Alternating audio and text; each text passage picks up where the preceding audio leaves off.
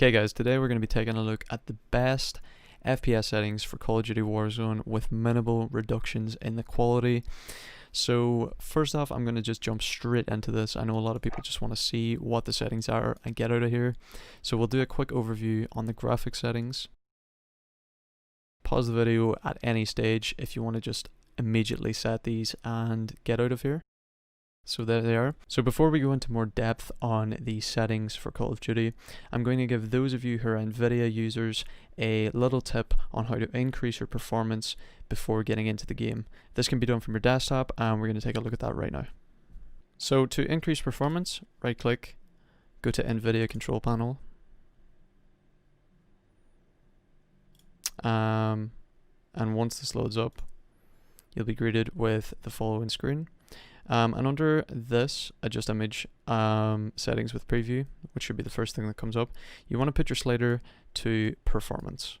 It will most likely be a balanced or possibly quality. Slide it all the way down to performance, and there you go.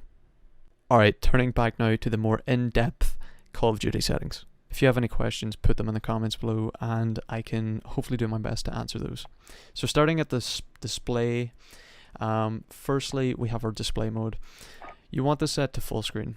This essentially optimizes your FPS because when it's in full screen, your computer focuses on the full screen application and it puts its VRAM usage towards full screen and gives you the maximum FPS.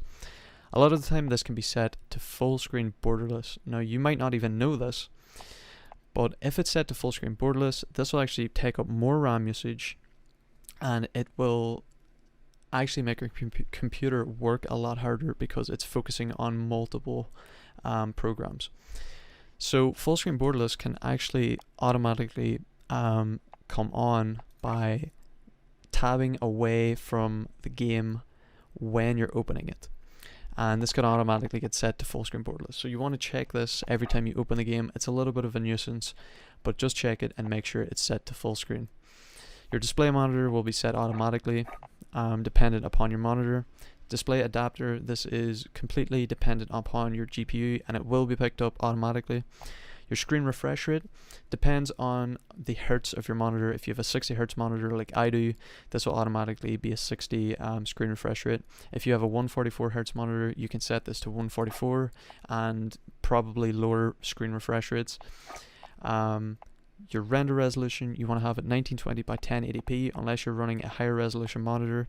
Again, if you're tabbing around while opening the game up, this can actually be set to 60 or 66 I believe, which is a ridiculously low render resolution and it will make your game look like shit. So always check this and make sure it's set to 100. Advanced, it just shows that it's 1920 by 1080p. Aspect ratio is automatic.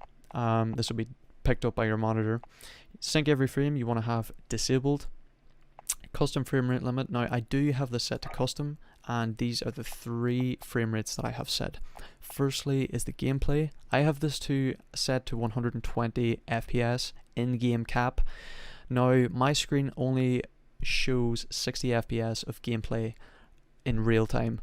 However, increasing this to 120 FPS, I do have a much smoother gameplay, although I'm only seeing 60 FPS. So if that is the case that you have a 60 FPS screen refresh rate, still change this to 120 FPS to optimize your gameplay. You don't need it any higher, and actually a lot of computers struggle getting above 130, 140 FPS anyways on Call of Duty, so keep this at 120. For the menus, it's very optimal to just keep these at 60 FPS. You don't need to have them any higher, simple as that. For highlights, I have this disabled. Of course, these only apply, some of these settings only apply to Nvidia Graphics cards, so keep that in mind. For highlights, it's disabled. For reflex low latency, I have enabled plus boost. You can play around with this. I haven't really gone into it too much, but that's what I've got it set to. For my display gamma, I have 2.2 sRGB. And moving on to the details and textures, which is a lot of the options that are going to affect your RAM usage and your FPS probably the most. So texture resolution I have set to normal. Increasing this is going to, number one, directly impact your FPS significantly and your VRAM usage significantly.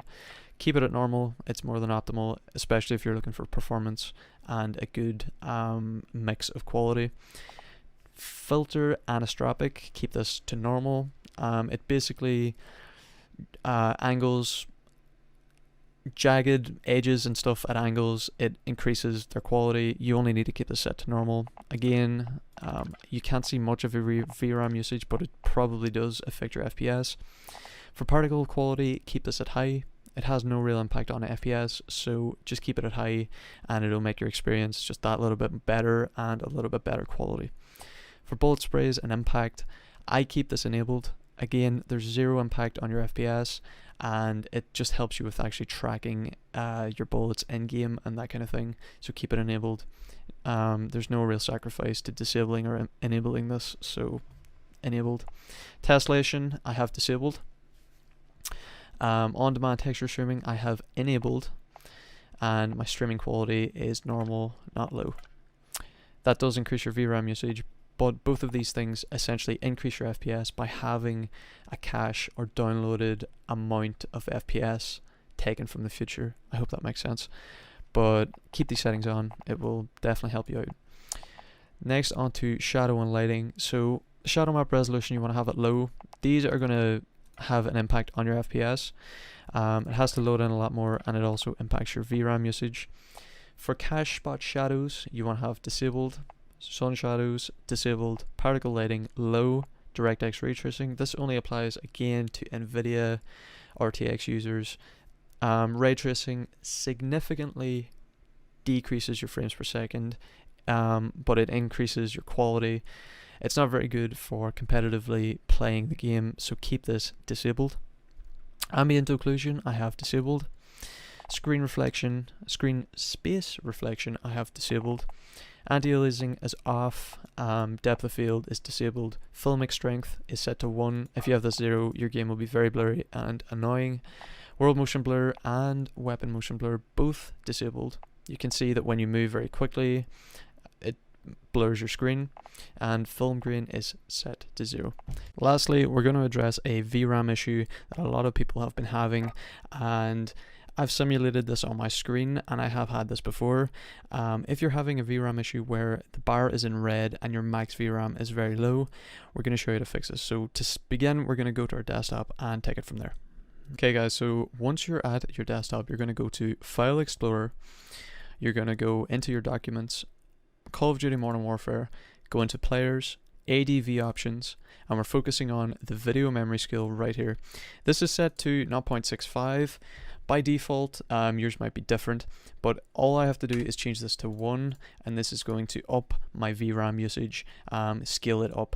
Now you might have to change this to something else. I've never changed it to 1.1 or 1.2 because 1 works for me, but if you have to make it a little bigger, then go ahead and try adjusting this number around a little bit.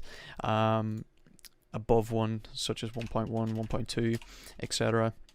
Or maybe even 2. I don't know what 2 would do, but you can check that out, and all you have to do is save it and go back into Call of Duty.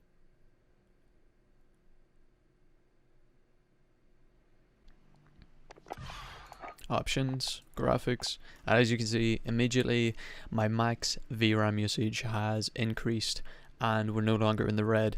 So that is how you change it. Thank you guys for watching. If you have any questions, again, put them in the comment section below. Make sure to like this video and subscribe. I am new to this whole thing and I'm creating this new channel, so if you guys can show some appreciation, that would be amazing. Thank you guys. Have an amazing day. Goodbye.